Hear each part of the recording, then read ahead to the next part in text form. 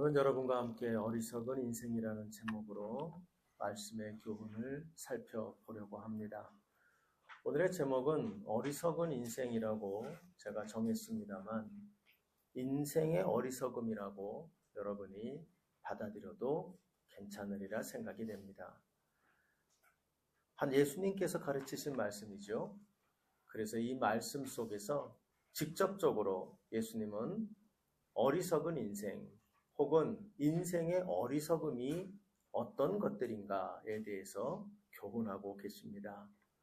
그래서 오늘 이 말씀을 저와 여러분이 전화놓고 들으면서 같이 묵상하고 다시 한번 오늘 이 주일이 우리가 예배하며 참 마음이 힘들게 예배하고 있는 때인데 다시 한번 우리의 인생을 돌아보면서 하나님 앞에서 우리의 어리석음에 절대 세상의 어리석음에 휩싸이지 말고 하나님이 바라보시는 지혜로움, 하나님이 바라보는 복된 인생으로 우리의 남은 인생들을 살아가야 되겠다 결단하시는 그런 오늘의 말씀이 되기를 바랍니다.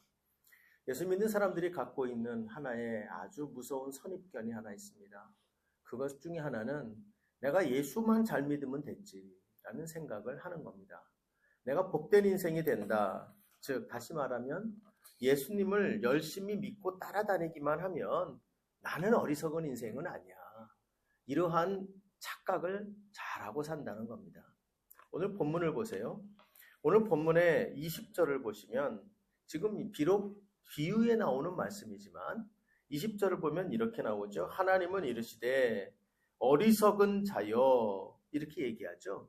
하나님이 바라보시면서 어떤 인생을 평가하고 계시다는 거예요. 어리석은 자.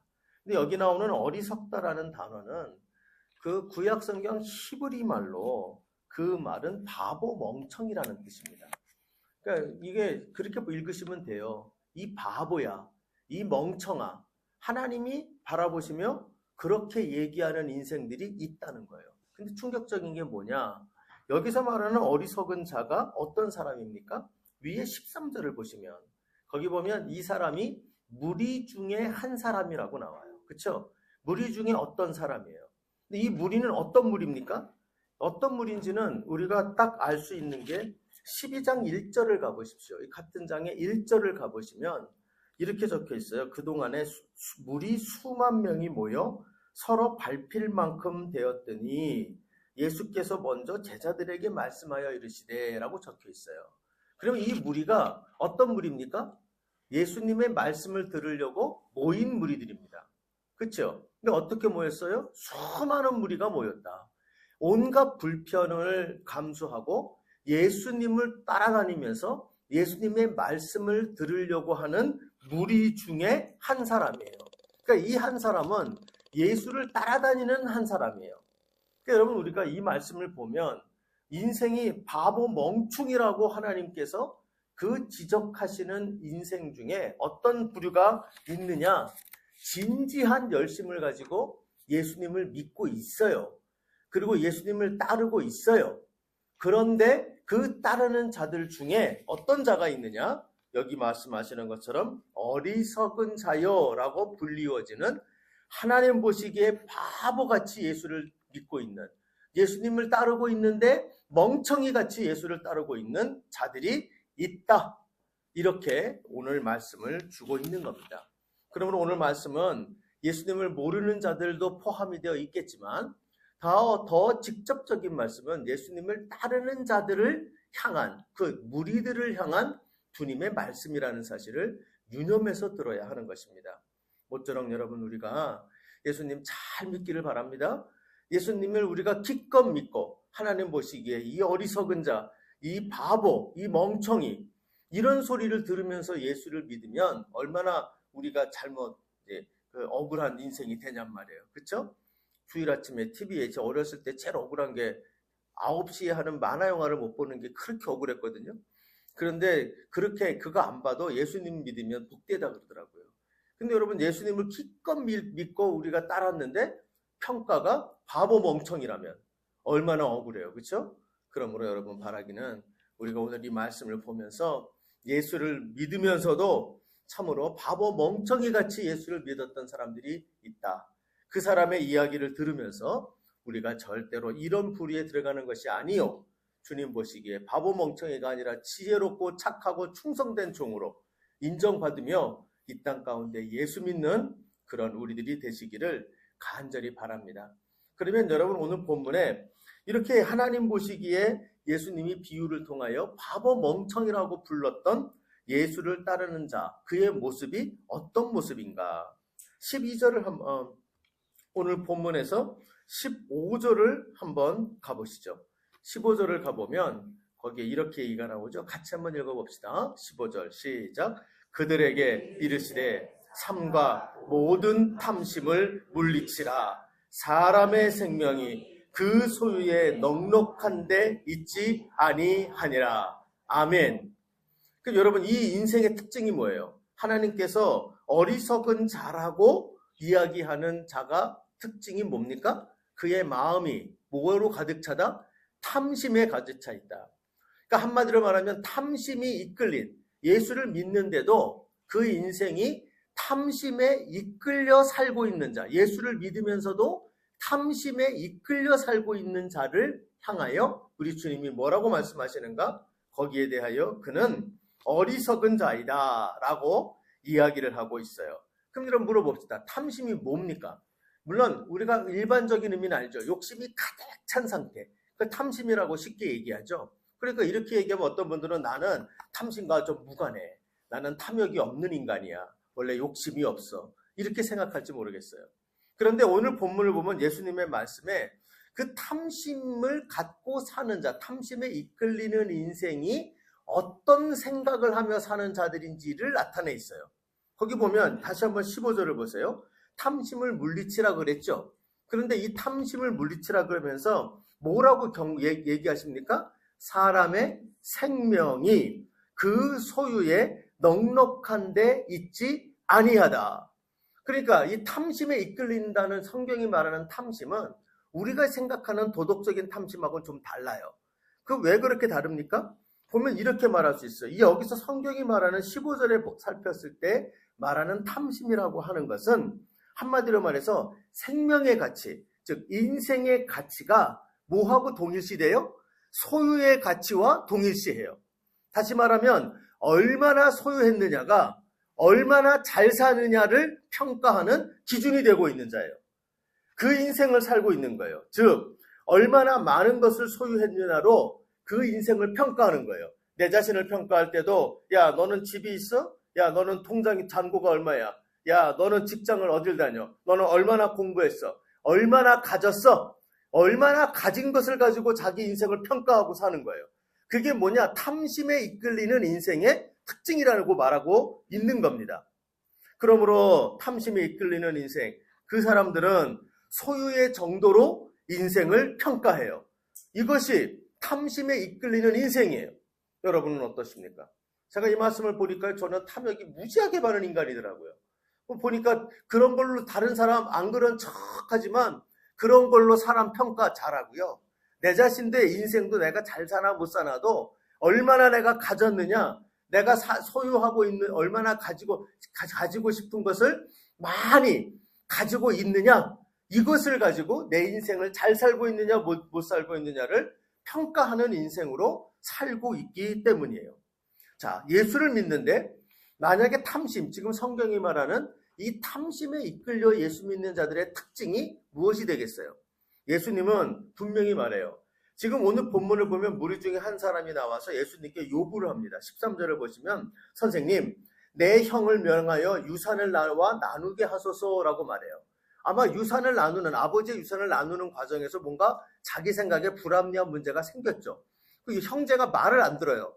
말을 안 들었기 때문에 이 문제를 해결하기 위해서 예수님이 좀 개입을 해주십시오 라고 부탁을 해요. 자, 근데 예수님의 말씀이 어떻게 나옵니까? 14절을 보세요.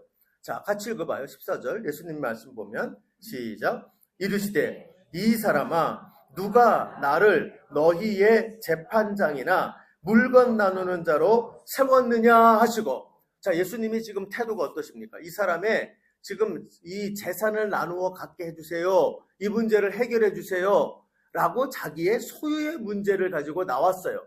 여기에 대해서 예수님의 답이 뭐죠? 예수님이 여기에 도와주신다고 합니까? 아니면 거절하십니까? 그렇죠. 내용을 읽어보면 거절이에요. 단호한 거절이에요. 야, 나는 그 일 하러 온 게 아니야. 그렇죠? 그 일 하러 온 게 아니야.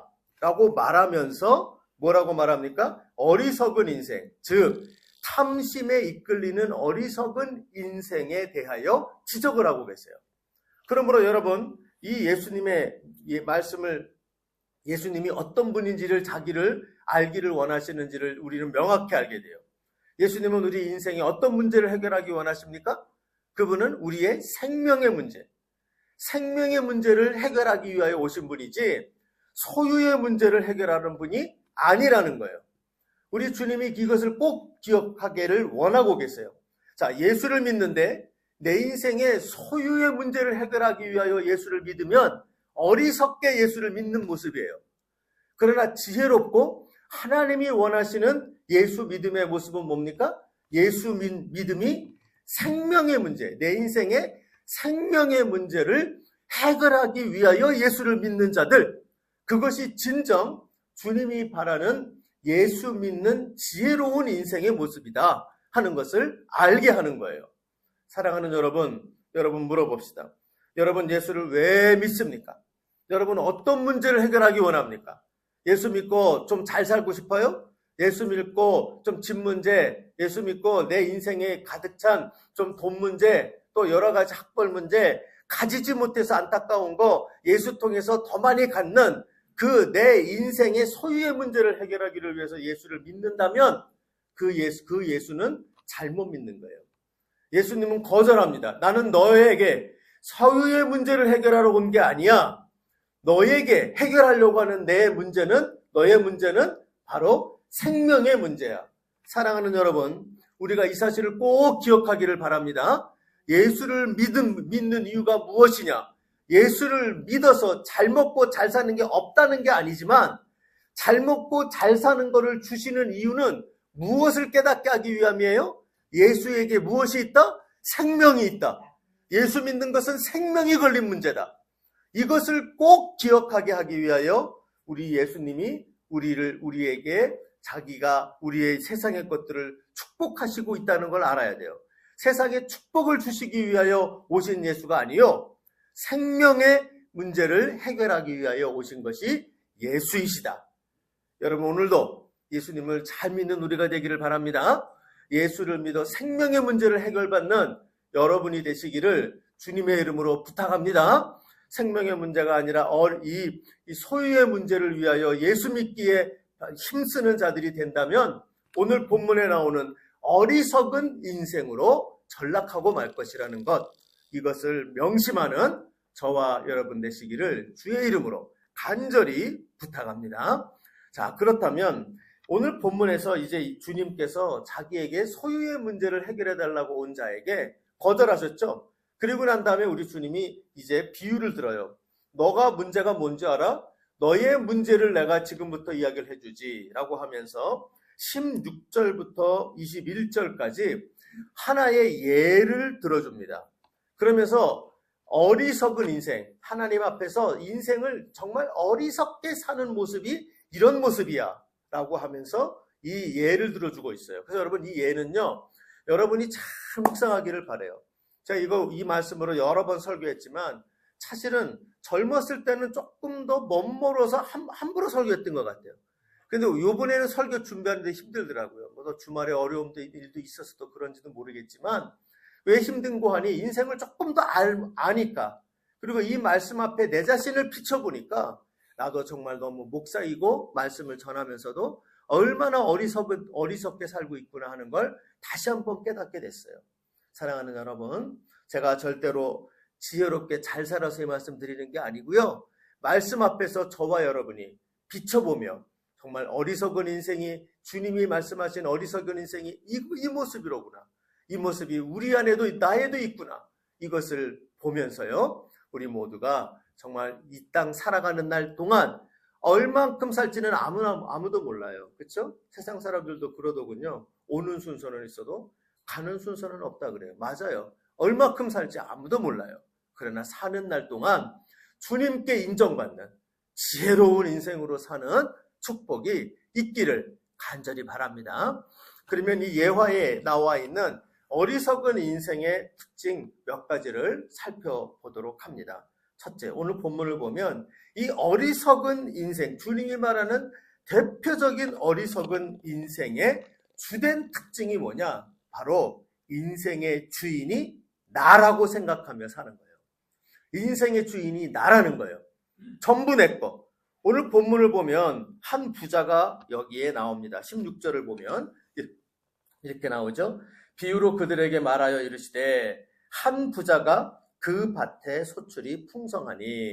이 사람의 직업은 뭐예요? 농부입니다. 그렇죠? 농사 짓는 직업을 갖고 있는 사람이에요.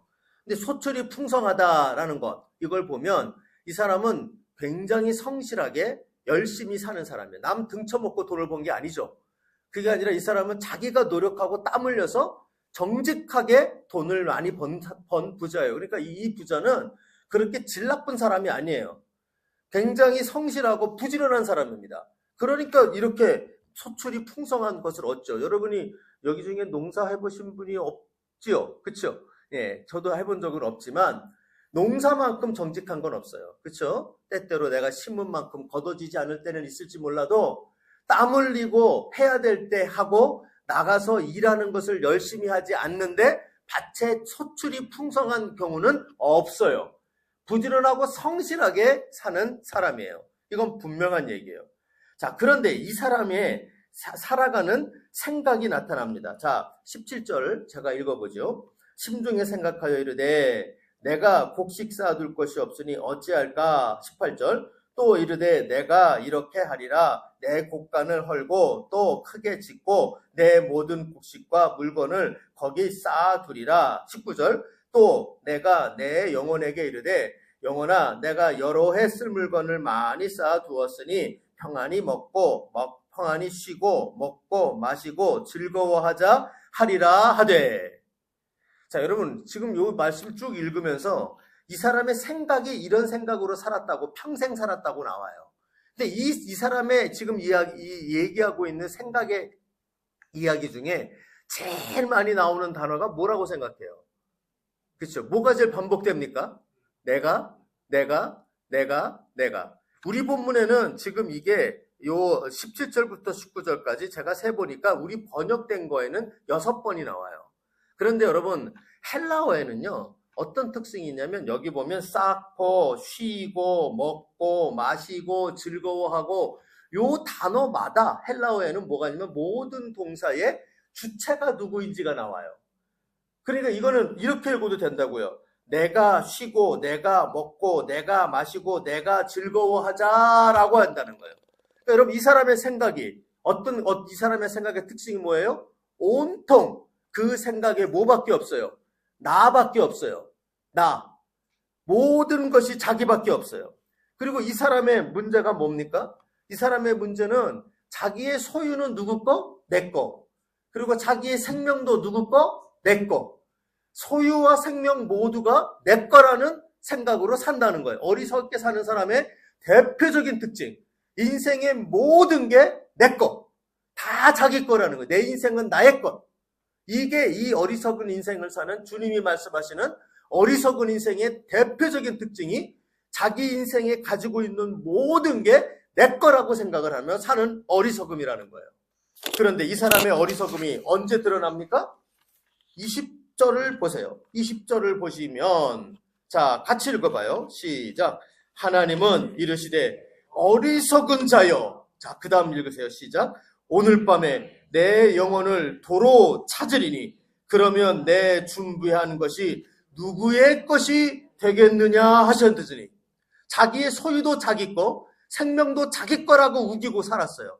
그런데 그 모든 게 네 거가 아님이 드러나는 날이 반드시 온다는 거예요. 그게 뭡니까? 하나님이 부르시는 날.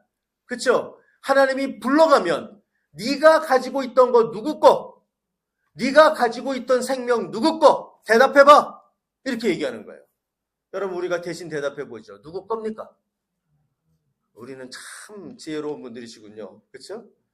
하나님의 거라는 거를 우리가 알지만 우리가 정말 그런데 여러분 그렇게 살고 계십니까? 저는 저 자신을 볼 때 이 말씀부터 걸리더라고요. 사실은 설교할 때는 여러분에게, 교리적으로는 여러분들에게 너무나 심플하게 가르치지만 사는 내 모습 보면 온통 내 것처럼 살지 않아요? 다 내 거잖아요. 이거 내 거고 내 맘대로 하고 내가 가진 거고 내 생명도 내 거인 것처럼 살잖아요. 그런데 여러분 성경은 뭐라고 말합니까? 정확히 말하면 내 거는 없어요. 그렇죠? 내 거는 없고 전부 다 뭡니까? 우리는 주신 것에서 살아요. 맞죠? 우리의 인생은 주어진 인생이에요. 혹시 여러분 태어날 때 제가 가끔 설교 때마다 그런 얘기하지만 이 땅에 태어나면서 부모님 정하고 태어나신 분 있어요? 전 우리 부모님 너무너무 사랑하지만 나에게 택할 기회를 주면 곰곰이 좀 빠져요. 고민에 빠져요. 우리 엄마를 택했을까? 우리 아버지를 택했을까? 태어나기 전에 하나님이 날 물어보는 거야. 야, 너 어느 집안을 정해서 태어날래? 그러면 제가 과연 우리 어머니의 집안을 택했을까? 아니, 나라만 정해줘도 이 나라, 네가 태어나고 싶은 나라를 한번 정해봐. 그러면 여러분 이 나라 이 민족 너무 사랑하지만 이 나라 이 민족을 택했을까요? 기회가 있었다면. 우리 중에 누구도 내가 원하는 나라에, 내가 원하는 시대에, 내가 원하는 부모 밑에 태어난 사람이 아무도 없어요. 갈 때는요. 그러니까 여러분 어떤 사람들은 내 인생이 내 거라는 걸 증명하기 위해서 자살하는 분들이 있어요. 봐, 내 마음대로 내가 죽잖아. 그렇죠? 근데 여러분 그런 거 빼고 그렇게 해서 자기 것을 이야기하는 거 빼고 우리가 내 인생 끝날 때도 내 마음대로 가는 분이 있어요? 올 때도 내 마음대로 오지 않고 갈 때도 내 마음대로 갈 수 없으면 내 인생이 내 거 맞아요? 그리고 내 인생에 과연 주어진 것들을 보라고요. 중요한 내 인생을 결정한 중요한 것들. 그 중요한 것들이 과연 어떻게 정해졌어요? 제가 여러 가지 생각하면 나는 내가 잘나서 그런 줄 알았어요. 근데 그렇지 않아요. 나보다 더 잘난 사람이 그거 못 가진 적도 있고 나보다 더 못난 사람이 더 많이 가진 것도 있어요. 그래서 제가 살아보면 느끼는 것은 우리가 가졌다고 하는 거 내 거가 아닌 게 많아요. 그냥 우리는 주어진 것을 가지고 살지 인생의 대부분이 바로 내가 소유하고 내 거라고 주장할 것 없다라고 하는 것을 알게 돼요. 사랑하는 여러분, 그러므로 우리가 예수 믿는 게 뭔지를 아셔야 돼요. 예수 믿는다는 건 내 거라는 자기 주장으로부터 벗어나서 모든 것이 주어진 하나님의 거라는 것을 인정하고 사는 주인이 바뀌는 게 예수 믿는 거예요. 이게 진짜 예수를 제대로 믿으면 바로 내 거라는 것은 존재하지 않고 인생의 모든 주인이 하나님의 것이로구나. 내 인생이 내 거가 아니로구나. 이 깨달음 속에 살아가는 자가 되는 것이 진정 예수 믿는 모습이라는 걸 알게 되는 거예요. 사랑하는 여러분, 저와 여러분이 정말 일평생 이 변화가 있는 우리가 되기를 소원합니다. 인생의 어리석음, 인생의 속임수에 절대 속지 맙시다. 이 세상이 가르치는 속임수예요. 네 인생 네 거야. 인생 최대의 속임수예요. 아닙니다. 우리 게 아니에요. 정확히 말하면 하나님을 차라리 모르면 모르겠다고 말해야 돼요. 누구의 것인지 모르겠다고 말하는 게 합리적인 것이지 내 거라고 생각하는 것 아닙니다. 이 여러분 모두가 인생의 이 어리석음에 빠지지 말고 바로 하나님의 것으로 진정으로 인정하며 나의 소유, 나의 생명 모두가 주님의 것이다. 이것을 겸손하게 인정하며 사는 인생의 지혜를 소유한 귀한 주님의 백성 되시기를 주의 이름으로 부탁합니다. 두 번째로 오늘 본문에서 보면 이 사람의 어리석음이 나와요. 이 사람의 두 번째 어리석음은 무엇이냐면 제가 요즘 말로 좀 바꿔서 말씀을 드리면 이래요. 이 사람의 어리석음은 바로 이겁니다. 인생에 사후 대책은 하나도 없어요. 사후 대책은 하나도 없으면서 노후 대책하는데 혈안이 되어 있어요. 잘 생각해봐요, 여러분. 오늘 이 본문의 이 어리석은 자는요, 사실 읽어보면 하나도 어리석지 않아요. 이 사람은 요즘 우리 세대가 말하는 가장 지혜로운 사람 중에 하나입니다. 왜요? 젊을 때 열심히 일하거든요. 뼈 빠지게 일하거든요. 그래서 일해가지고 어떻게 합니까? 소유를 많이 벌어요. 그리고 이 사람이 뭐를 준비합니까? 편안한 노후를 준비하고 있어요. 그 일에 성공을 했다니까요. 그래서 지금 이 사람이 젊을 때 열심히 일하고 소유가 많아져서 나이 들어서 평안한 삶을 사는 사람이에요. 이게 왜 어리석냐고요. 어리석을 게 하나도 없어. 이 사람은 지혜로운 사람이고요. 성실한 사람이고요. 열심히 사는 사람이에요. 뭐가 문제예요? 어리석다고 말하면 안 됩니다. 이렇게 잘 사는 사람을. 그런데 성경은 이 사람을 가지고 어리석다고 말해요. 20절에 명확히 말하죠. 하나님은 이르시되 이 바보 멍청아. 그렇죠? 이 바보 멍청아, 어리석은 자야. 그러면서 말해요.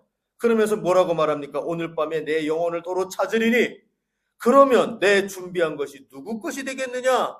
이 말 앞에 있는 얘기가 뭡니까? 너는 노후 대책은 그렇게 열심히 하면서 사후 대책은 전혀 안 하고 있다는 거예요. 여러분, 이게 하나님 보시기에 어리석은 사람의 대표적인 세상을 바라보는 주님의 평가입니다. 사랑하는 여러분, 우리가 이걸 기억해야 됩니다. 인생의 가장 멍청한 짓이 뭐냐? 사후 대책은 전혀 없고 노후 대책만 주구장창하며 모든 인생의 힘을 노후 대책에 다 쏟아붓는 거예요. 이 사람 그러잖아요. 그렇죠? 어떻게 보면 여러분 우리도 그렇지 않습니까? 어떤 사람이 계산을 하더라고요. 내가 뭐 준비한 거. 그래서 노후 대책을 늙으면 몇 년을 살까? 뭐 그러면서 이제 80점. 제가 오래전에 들은 얘기라 그때는 80 살면 뭐 대부분 잘 산다 이럴 때인데 지금은 막 수명이 더 늘어났죠. 그러니까 뭐라면 은퇴한 다음에 60에 은퇴 그때 안 하잖아. 70에 은퇴하는데 한 80이나 80 넘어 살면 잘 살면 20년 뒤에 살 거를 준비하느라고 앞에 있는 60년을 죽어라고 벌었다는 거예요. 죽어라고 해가지고 뒤에 있는 20년 위해서 내가 한다는 거예요. 이게 맞나 싶은 생각이 든다. 이런 얘기를 들은 적이 있어요. 그때보다 지금은 훨씬 더 심하죠. 노후 대책하는 거 얼마나 혈안에 되어 있는지 몰라요. 그러나 막상 우리의 삶에 사후 대책 없는 인생이 될 때가 너무 많아요. 여러분, 이 말은 무슨 뜻입니까? 사실은 사후 대책을 한다는 건 무슨 말이죠? 영원한 것을 바라보고 영원한 것을 가치 있게 여기며 산다는 거예요. 노후 대책이라는 건 뭐죠? 지금 눈에 보이는 게 다예요. 지금의 이 땅에서의 삶이 다예요. 이거 말고 뒤에 뭐가 있겠어? 라고 생각하며 사는 거예요. 그러니까 영혼에 대한 가치를 추구하는 것이 아니라 눈에 보이는 지금 현실의 가치만을 추구하는 거예요. 이러며 사는 거죠. 이것이 바로 인생의 어리석음의 두 번째의 오늘 이 본문에서 발견되는 이 사람의 특징이라고 말할 수가 있어요. 여러분, 예수 믿으면 변화가 돼요. 어떤 변화가 생깁니까? 예수 믿으면 우리의 가치가 바뀌어요. 삶을 살아가는 중심이 바뀌는 거예요. 현세 중심이 아니고 뭐죠? 우리의 삶의 영혼의 중심. 그렇죠? 영원한 것의 가치의 중심을 두고 사는 자로 바뀌는 거예요. 이 땅에서 삶이 얼마가 되든 그렇게 중요하지 않아요. 오래 살 수도 있고 짧게 갈 수도 있어요. 우리 현석군이 너무 짧게 가서 우리가 너무 비통해하고 있잖아요. 그렇죠? 그러나 그리스도인으로 산다는 건 뭐냐? 이 땅의 삶의 가치 이상으로, 아니 이 땅의 삶의 가치가 아니라 바로 영원한 것의 가치를 두고 살아가는 인생으로 바뀐다는 거예요. 여러분, 정말 우리가 그렇게 살아가고 있습니까? 그렇게 살아가고 있습니까? 제가 이 부분은 더 저 자신에게 대답하기가 힘들더라고요. 우리가 잘 아는 짐 엘리엇이 그런 얘기를 했죠. 젊은 나이에 그는 30살도 살지 못했죠.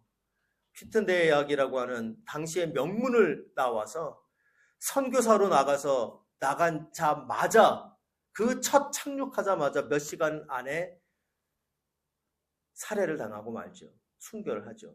그래서 그 당시에 1950년도에 정말 이게 얼마나 심한 낭비인가 이러면서 뉴스에 기사가 나는 그런 일들이 쏟아졌어요. 그런데 나중에 그 짐 엘리엇의 순교 덕분에 그 다음 때에 들어간 선교의 문이 활짝 열리게 되죠.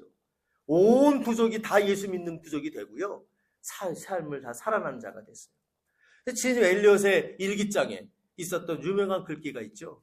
이런 얘기를 그가 했죠. 영원한 것을 위하여 영원하지 아니하는 것을 버리는 것은 절대 바보가 아니다.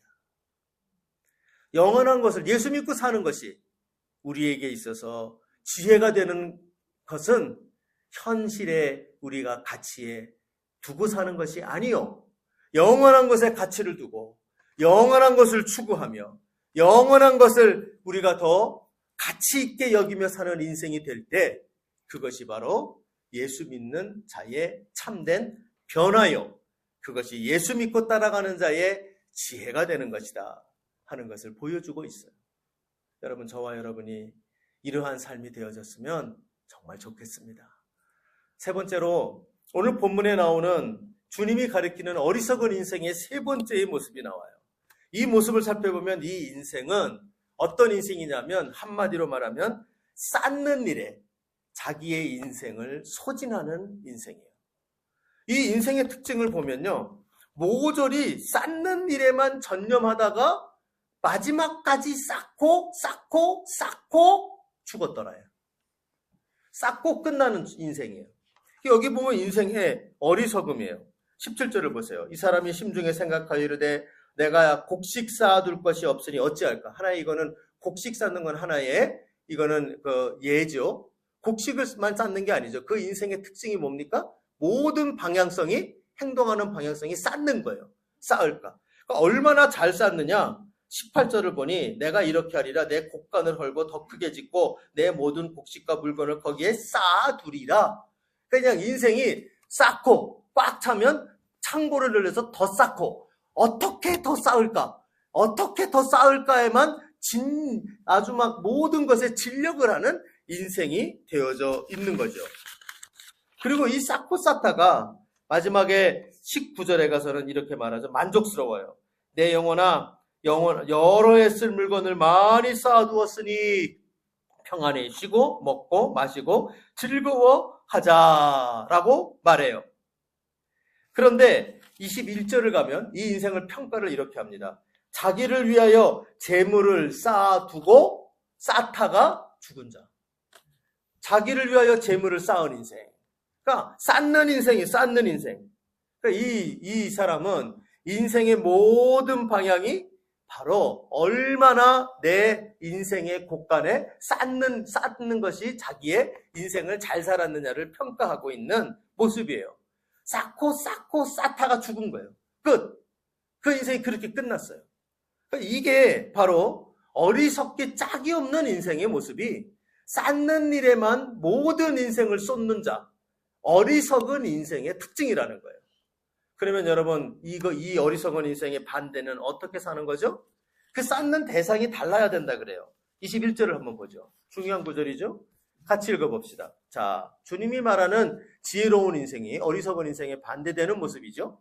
다 같이 읽어봅시다. 시작. 자기를 위하여 재물을 쌓아두고, 그 다음 중요해요.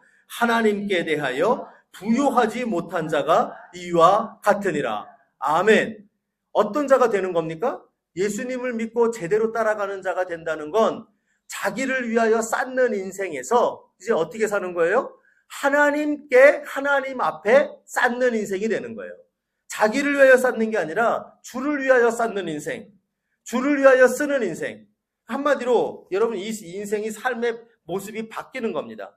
쌓는 데 혈안된 인생을 살다가 예수를 제대로 만나고 난 다음부터는 어떡하죠? 쓰는 데 혈안이 되는 인생이 되는 거예요. 그러니까 여러분 예수님 성경적으로는요, 이 부자의 개념이 좀 다른 것 같아요. 성경이 세상에 말하는 부자는 많이 가진 자예요. 많이 쌓은 자. 이게 세상의 기준의 부자예요. 그런데 성경이 말하는 부자는 뭡니까? 많이 쓴 자. 많이 쓴 자. 그렇죠? 그 쓰는데 어떻게 씁니까? 자기를 위해서 쓰는 게 아니에요. 그 옆에 있는 12장 33절, 누가복음 12장 33절을 읽어보면 여러분 주보 밑에도 참고 구절이 있습니다. 한번 같이 읽어봅시다. 자, 이게 하나님께 쌓는 모습 중에 하나거든요. 자, 같이 읽어봐요. 시작. 너희 소유를 팔아 구제하여 낡아지지 아니하는 배낭을 만들라. 곧 하늘에 둔 바 담이 없는 보물이니 거기는 도둑도 가까이 하는 일이 없고 좀도 먹는 일이 없느니라. 아멘. 어디다 쌓으라는 거예요? 세상에 쌓는 게 아니라 어디요? 천국에. 하나님 앞에 내가 딱 갔을 때, 야, 창고 열어. 우리 여러분 천국 가면 우리들 명의로 된 창고가 하나씩 가 있을 것 같아요. 그래서 거기에 얼마나 이 땅의 삶을 살았는데 이 땅에서 얼마나 하늘에 쌓았는지, 하늘에 쌓은 것들을 하나님께서 계수하시는 것 같아요. 그걸 보고 뭐 하겠어요? 이 착하고 충성된 종아. 그렇죠? 제가 이 말씀을 이렇게 묵상을 해보니까요, 예수님의 2달란트, 5달란트, 1달란트 주신 그것이 생각이 나더라고요. 여러분 그거 생각을 해보면 우리가 그 태도들을 알잖아요. 그렇죠? 5달란트, 이 땅을 사는 동안에 어떤 자에겐 5달란트를, 이 땅 사는 자에게 어떤 자에겐 2달란트를, 이 땅 사는 자에게 어떤 1달란트를 각각에게 줬겠죠. 그렇죠?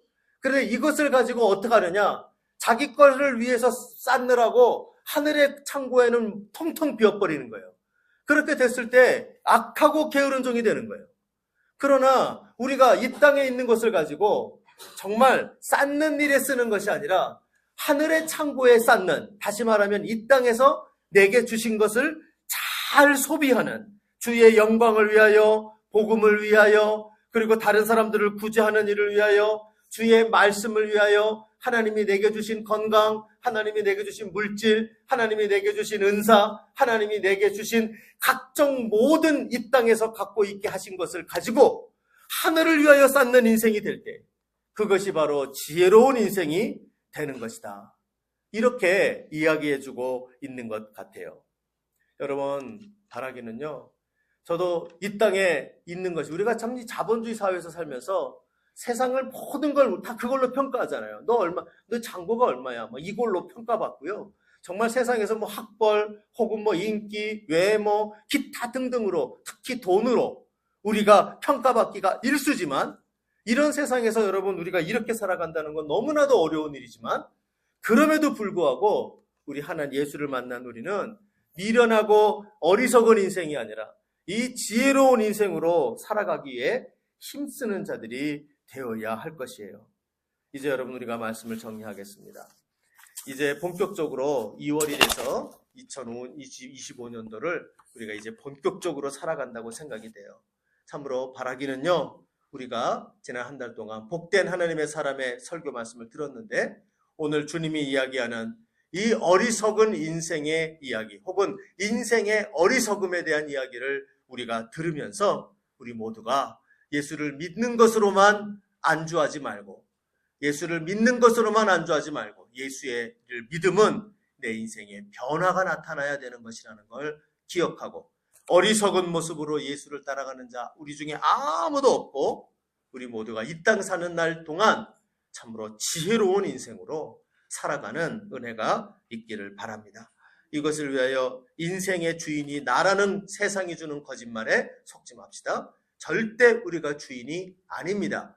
우리는 주어진 것을 사는 것이고, 예수 믿음이라는 건 인생의 주인이 바뀌는 것이라는 것, 이것을 명심하고 온전한 주인을, 내가 아니요 하나님을 주인으로 섬기며 살아가는 우리가 되기를 바랍니다. 사후 대책이 없는, 노후 대책을 잘해야 된다라고 말하는 세상의 속임수에 속지 맙시다. 노후 대책보다 더 중요한 것이 사후 대책이요.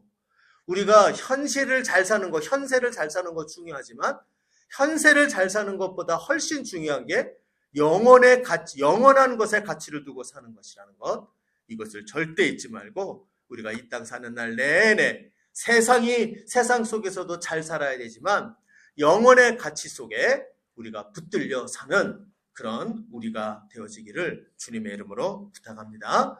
그리고 우리의 인생이 쌓는 일에만 진력하지 맙시다. 쌓는 것에만 가치를 두지 맙시다. 그리고 그게 아니라 지금 내가 보잘것없지만 이 땅 가운데 하나님이 주신 것을 가지고 주님을 기쁘시게 하는 일, 하늘에 쌓는 일에 바로 그게 진짜 부자다. 하늘에 쌓아진 것이 많은 자가 진짜 하나님이 바라시는 지혜롭고 부유한 인생이 되는 것이다. 이것을 명심하고 예수 믿음 안에서 이 변화를 가지고 사는 우리 모두가 되어지기를 주님의 이름으로 부탁합니다. 이 시간 우리 같이 주 예수보다도 귀한 것은 없네. 예수 믿는 믿음이 우리에게 너무나도 소중하죠. 예수의 가치가 우리 안에 살아있을 때 우리는 지금 제가 얘기했던 인생의 어리석음에서부터 벗어날 수가 있는 것입니다. 주인이 바뀌는 거요, 또 영혼의 가치 속에 살아가는 거요, 그리고 쌓는 것이 아니라 사용하는 일에 우리의 목표를 두고 사는 거요, 예수 믿음 안에, 예수의 가치 안에 그것이 결정되어져 있습니다. 예수님의 가치를 정말 세상의 그 무엇보다도 귀하게 여기는 우리가 됩시다. 예수 믿음은 생명의 문제이지 소유의 문제가 아닙니다. 시시하게 예수 믿지 맙시다. 소유 때문에 예수 믿지 맙시다. 생명으로 예수님을 믿는 이 진정한 그 가치로, 생명의 가치로 예수를 따라가는 우리 모두가 되시기를 주의 이름으로 부탁하면서, 내가 그런 자가 되기를 소원하면서 우리 같이 한번 찬양하겠습니다. 주 예수보다도 귀한 것은 없네. 이 예수의 가치를 붙들고, 주 예수보다도 귀한 것은 없네. 이 세상 포기와 바꿀 수 없. 영죽은 내 대신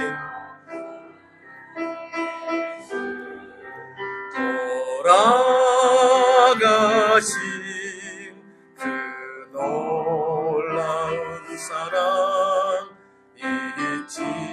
3절 하겠습니다. 주 예수보다도, 주 예수보다도 귀한 것은 없네.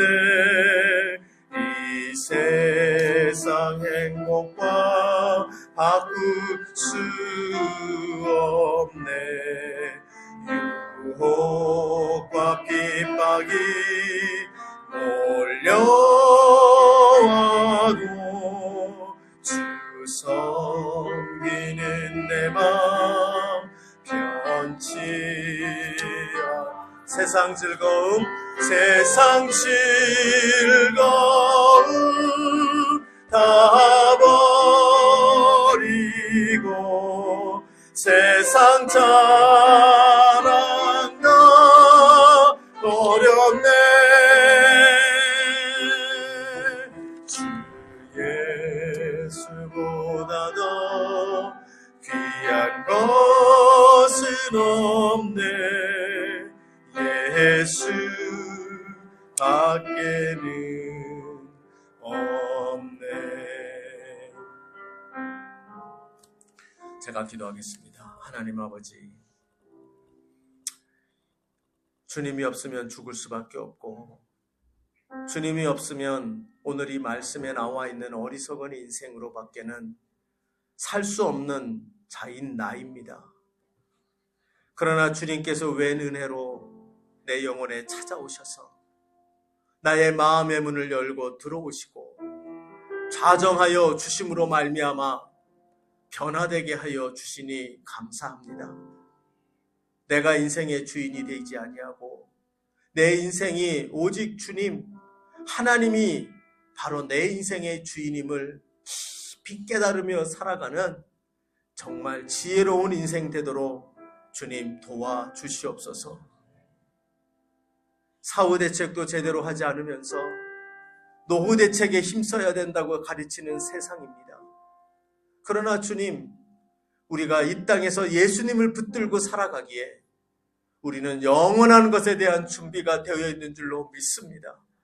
그러므로 우리가 이 땅 살아가며 비록 피곤하고 가진 것 없어 공공할지는 몰라도 우리는 영원한 것에 부유한 자가 되어 있음을 믿습니다. 주님, 이 가치를 붙잡고 사는 멋진 주의 백성으로 살아가게 도와주시옵소서. 얼마를 살지는 누구도 장담 못합니다. 그러나 현세의 가치에만 눌려 사는 자 되지 말게 하시고 하나님 영원한 것에 가치를 두고 살아가는 품이 있고 고귀한 주의 성도들 되도록 주여 도와주시옵소서. 주님, 주를 위하여 사는 인생 되기를 소원합니다. 나를 위하여 쌓는 인생이 아니요 주를 위하여 소진하는 인생이 되기를 소원합니다. 초가 마지막까지 타서 없어지듯이 우리에게 주어진 것 많이 쌓아놓고 촛불 꺼져버리는 그런 인생이 아니요 마지막 불꽃까지 주를 위하여 소진하는 그 인생의 모습으로 살아가는 은혜가 우리에게 있게 하여 주시옵소서. 주님께서 이렇게 살아갈 수 있도록 예수님의 가치를 내 심령 가운데 새록새록하게 하여 주셔서 예수님의 가치가 돈 몇 푼, 집 몇 채, 차 몇 대에 해당하는 게 아니요. 예수의 가치는 생명의 가치라는 것을 붙잡고 영원한 생명, 세상이 주지 못하는 그 생명의 가치 되는 예수를 내 가슴에 꼭 모시고 그 예수의 가치를 붙잡고 사는 우리가 되도록 도와주시옵소서. 그렇게 인도하여 주실 줄을 간절히 바라고 믿고 의지하며 예수님의 이름으로 기도하옵나이다. 아멘.